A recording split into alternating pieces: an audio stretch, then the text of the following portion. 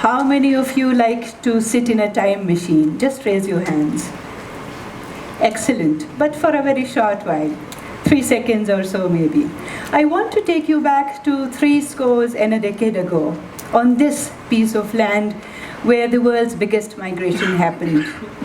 14 million lives were displaced in search of their homes, in search of new dreams, chasing new aspirations. The biggest humanitarian crisis of their time. I do not want to imagine what the feeling was for a human being who was being migrated then. I do not want, and I cannot measure the intensity of the people who were being received and who were receiving, and the governments. I do, however, want to care about all these 70 years we have come across, where we are, what we are doing in chasing those dreams and aspirations. So come back from the time machine of 70 years. Let's sit back and relax and reflect on ourselves. My sons, both of them twins, they call me, Mama, we have to be gritty realists. So let's think about the gritty realism, the colors that we have around us. Some colors that make us sad, some of the colors that are gray, some are dark, some are really very bright. So where the reality is when I am standing here and you are listening. After 70 years, Pakistan ranks 6th most populous country in the world. Yet we are among the lowest in most international world rankings.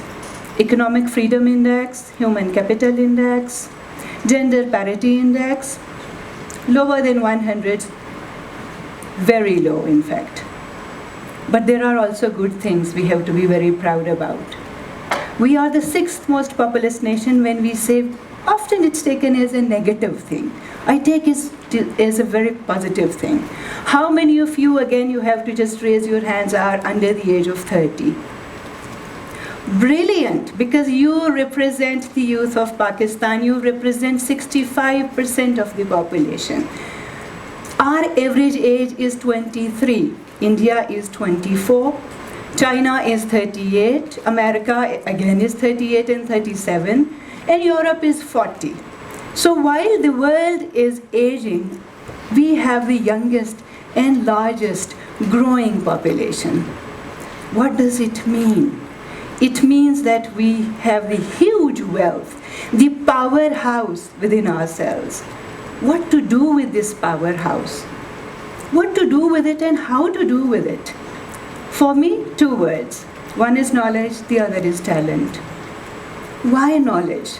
Because knowledge, I believe, is going to be the import and export for countries.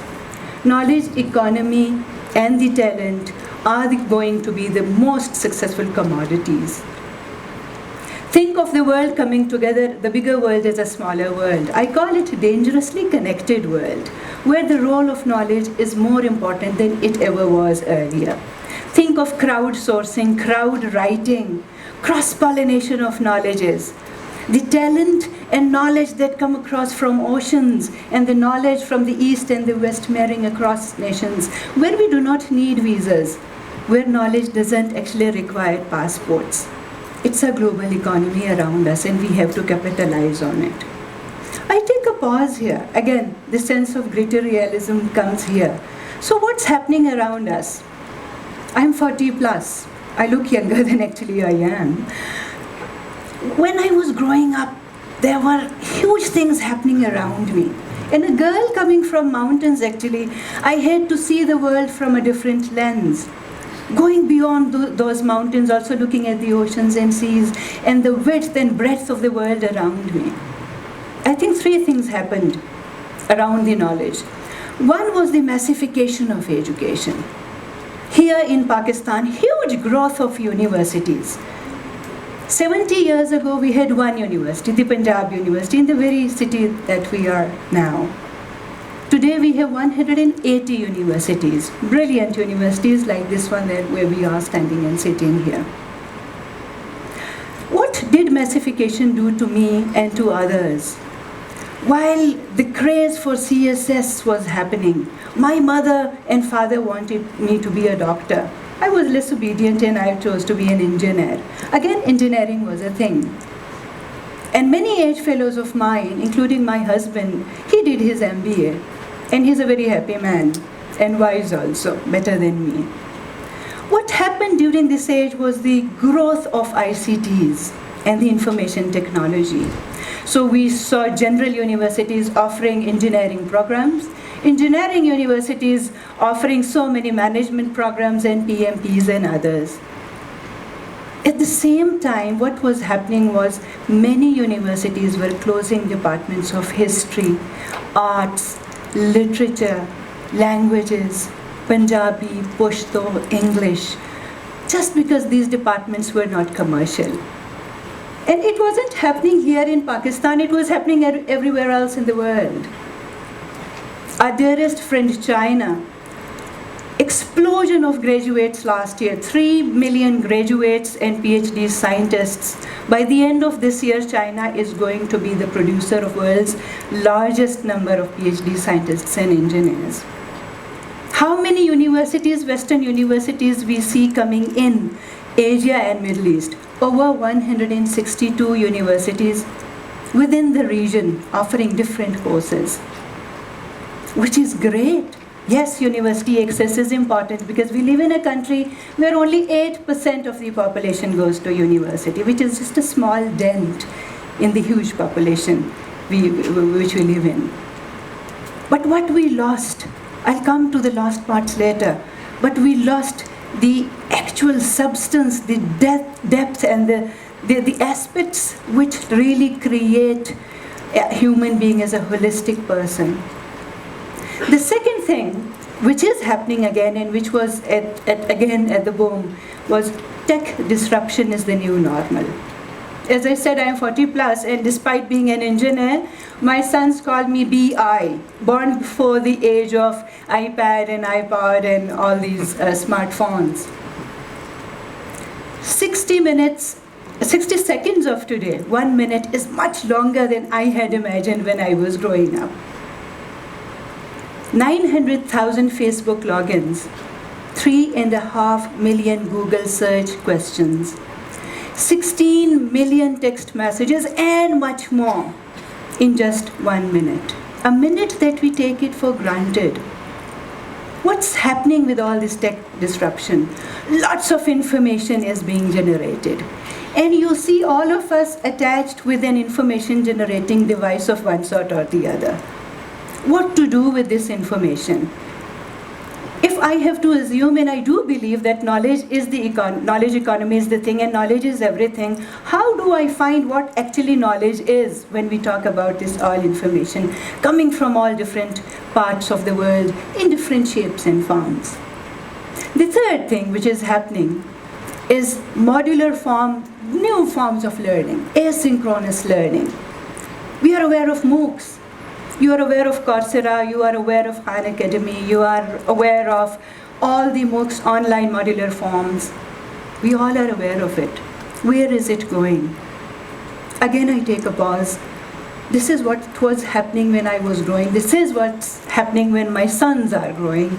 And this is the pace again for the next future. When I say we lost something, you should ask me what we have lost. I think we lost the plot. We really lost the plot. Depending on the derivatives, we actually lost what our fundamentals were. 350 BC, our own TEDxITU, one of the first universities here, where we were the curators, generators, and custodians of knowledge. We lost it. We lost the relationship between Ustad and Shagir. We call it mentor and mentee now. Guru and Shishe. Where are our Asian Oriental values of learning? Here I want to take a pause again and see, we do have education institutions. We have higher education. Where is higher learning?